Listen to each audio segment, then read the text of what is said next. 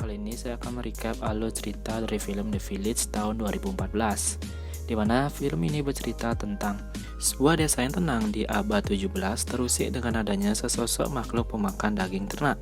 Para penduduk desa yang ketakutan memberlakukan larangan bahwasannya tidak ada penduduk yang boleh keluar dari desa tersebut untuk menghindari korban berjatuhan. Namun di saat genting, seorang pemuda penduduk desa jatuh ditikam oleh temannya sendiri, menyebabkannya infeksi sehingga memerlukan obat yang ada dari kota. Kekasih pemuda tersebut yang buta mengajukan dirinya untuk melintasi area perbatasan yang sangat berbahaya untuk mencarikan obat sang kekasihnya. Berhasilkah si gadis sampai ke kota dan menyelamatkan pria yang dicintainya? So, daripada kalian penasaran, ini dia alur ceritanya. Ada sebuah desa di tengah-tengah hutan belantara. Desa tersebut hanya dihuni sedikit keluarga. Tertulis di sebuah batu nisan tahun 1897 yang menggambarkan tahun kejadian di cerita ini. Para penduduk desa amatlah sederhana dengan mata pencarian utama sebagai petani. Karena lokasi yang terisolir, para penduduknya tidak ada yang pernah pergi ke kota. Mereka hidup sepanjang waktu di sana. Desa tersebut diketuai oleh Tuan Walker, seorang tetua di desa tersebut. Tuan Walker dibantu oleh beberapa tetua-tetua yang lainnya yang membentuk semacam kabinet bersama. Merekalah yang memutuskan segala hal di desa tersebut. Meskipun terisolir, namun para penduduk tidak pernah penasaran akan apa yang terjadi di luar desa mereka. Hal ini dikarenakan di sekeliling desa mereka terdapat hutan rimba yang tidak pernah ditembus. Tidak ada yang berani memasuki hutan tersebut karena rumor yang beredar menceritakan ada semacam makhluk yang tidak boleh dibicarakan berkeliaran di dalam sana. Makhluk tersebut memangsa hewan ternak dan terkadang berkeliaran di perbatasan desa mereka. Makhluk tersebut sangat suka dengan warna-warna merah, sehingga para penduduk desa tidak ada yang memakai warna merah. Bahkan apabila ada bunga yang berwarna merah yang tumbuh di sekitar rumah mereka, maka sang pemilik rumah akan buru-buru menguburnya. Konon warna merah dapat mengundang para monster untuk datang. Suatu hari ada seekor hewan ternak yang mati dikuliti. Para penduduk berkerumun melihatnya dan mulai timbul bisik-bisik bahwa si monster telah kembali untuk meneror penduduk desa.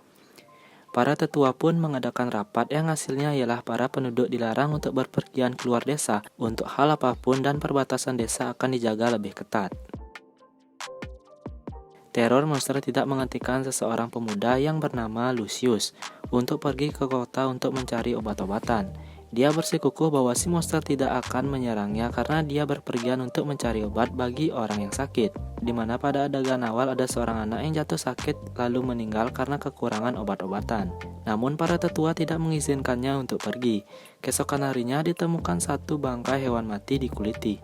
Lucius, meskipun dia seorang pemuda yang jarang bicara, amat disukai oleh salah satu gadis anak dari tetua desa. Namun sayangnya, Lucius menolak cinta gadis tersebut. Adegan beralih ke hari esoknya, di mana diperkenalkan tokoh utama dari film ini, yaitu Noah Percy. Nah, pemuda dengan gangguan kejiwaan yang menyebabkan memiliki sifat kekanak-kanakan, dan Evie Walker, seorang gadis buta yang sangat dewasa. Kedua sahabat ini saling melengkapi satu dengan yang lainnya, lebih mirip seperti kakak dan adik, di mana Evie sebagai kakaknya dan Noah sebagai adiknya. Di luar persahabatan mereka, Noah memendam rasa kepada Evie. Namun, Evie terlanjur mencintai Lucius yang nampaknya Lucius pun menyintai Evie juga. Lucius bertekad kembali ke kota dan mendatangi dewan sekali lagi. Dia memohon untuk diizinkan masuk ke hutan terlarang tersebut karena ia yakin makhluk-makhluk di dalamnya sama sekali tidak menyakiti siapapun, asalkan niat mereka melewati hutan tersebut memiliki niat yang baik. Namun lagi-lagi dewan tidak mengizinkannya. Malam harinya ibu Lucius menceritakan hal-hal buruk yang ada di kota. Paman Lucius dulu mati dirampok di kota dan ibunya tidak ingin Lucius mengalami hal yang sama. Mendengar itu Lucius menjadi sangat sedih. Keesokan harinya Lucius berjalan-jalan di sekitar perbatasan. Karena rasa penasaran, ia pun pergi berjalan masuk ke dalam hutan dan menemukan tanaman berbunga merah. Lucius memandanginya dan tiba-tiba sesosok makhluk berjubah merah nampak melintas tak jauh dari tempatnya. Lucius yang kaget dan keluar dari hutan itu dengan rasa yang ketakutan. Malam harinya Lucius bertemu dengan Evie yang sedang bermain-main dengan Noah. Evie menceritakan bahwa kakaknya Kitty akan segera menikah. Kitty adalah gadis yang cintanya ditolak oleh Lucius sebelumnya. Malam itu pula, penjaga perbatasan melihat sesosok makhluk berjubah merah melintasi hutan menuju desa mereka. Tahu bahwa makhluk tersebut muncul, si penjaga membunyikan lonceng yang membuat penduduk desa panik.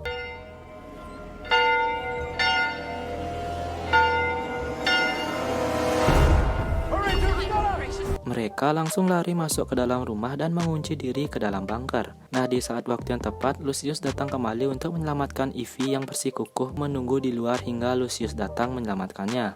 Si makhluk pun menggariskan garis merah tepat di pintu rumah Ivy. Garis merah tersebut menandakan kalau si makhluk merasa terganggu dengan penduduk desa.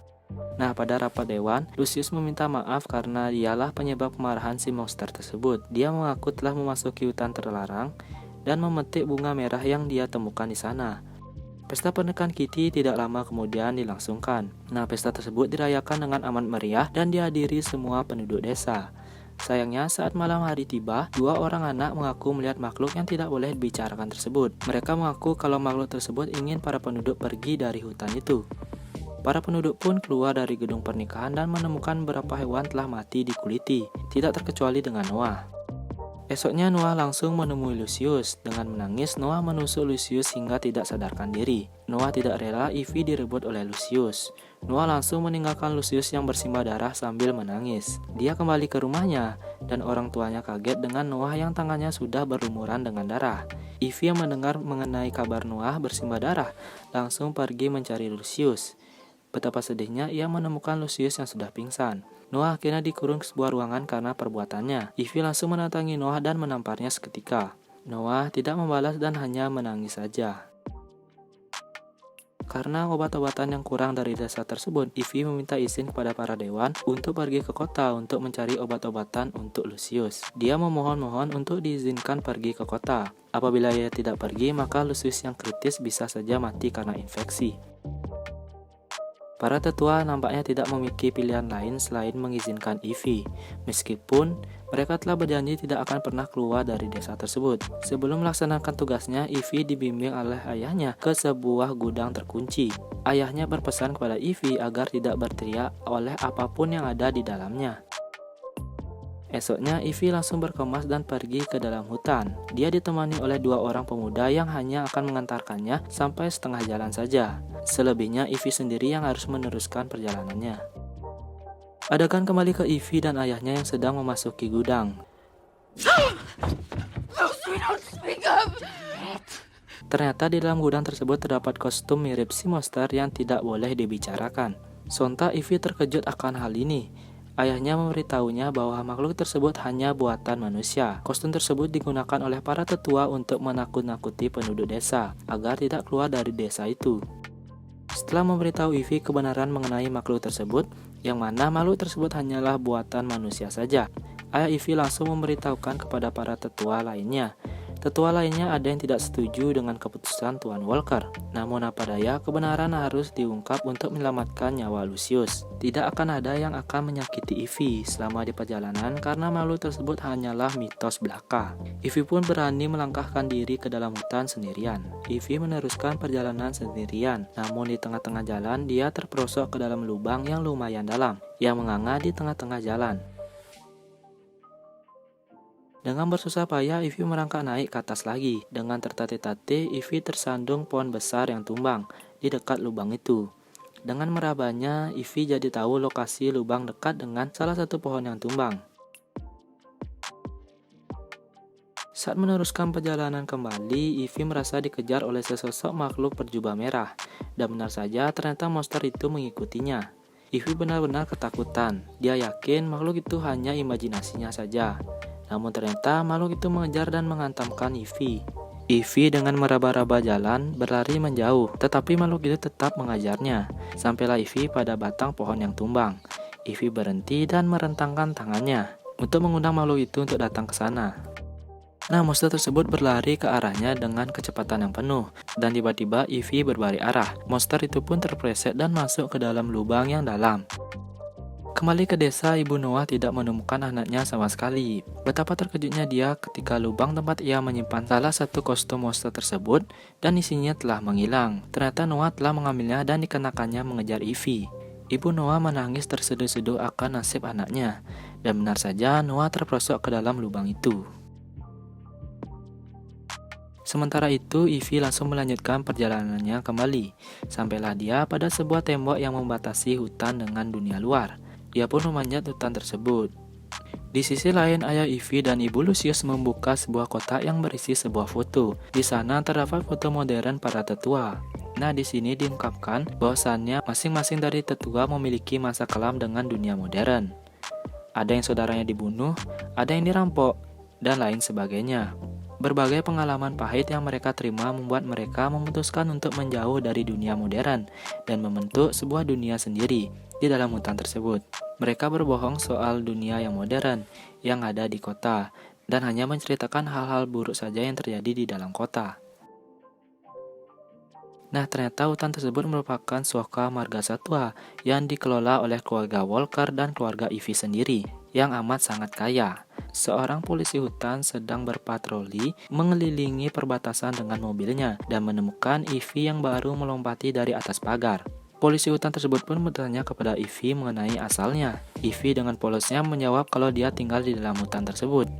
Nah, polisi tersebut pun bingung karena selama ini hutan tersebut tertutup dan tidak boleh dimasuki oleh siapapun. Ivy yang mengira dirinya telah sampai di kota menyerahkan resep obat tersebut kepada para polisi dan memintanya mencarikan obat-obat tersebut. Polisi yang kasihan pada Ivy sekaligus bingung meminta Ivy untuk menunggunya sembari ia pergi ke pos untuk mengambil obat-obatan yang ada di sana. Dengan bantuan polisi hutan yang bernama Kevin itu, Ivy dapat kembali memasuki hutan dan membawa obat-obatan itu. Nah, kepulangan Ivy langsung disambut oleh para penduduk desa. Dikabarkan bahwa dalam perjalanan Ivy diserang oleh si monster. Namun Ivy berhasil membunuhnya. Ibu Noah yang mendengarnya langsung menangis. Para tetua di sana tahu kalau monster yang mati itu adalah Noah. Namun para tetua akan mengumumkan kematian Noah dengan cara yang lainnya, yaitu bahwa Noah dibunuh oleh si monster. Nah, hal tersebut akan menutupi fakta bahwa mereka hidup di masa modern. Para tetua setuju dengan usulan itu. Ivy yang buta dan tidak sadar di waktu mana dia berada. Dia hanya tahu dia telah kembali dari kota dan membawa obat-obat untuk menyelamatkan kekasihnya, Lucius. Dan menjadi scene akhir dari film ini. Dan film pun tamat. Nah, itu dia semua alur cerita dari film The Village. Nah, terima kasih yang sudah menonton. Have a nice day.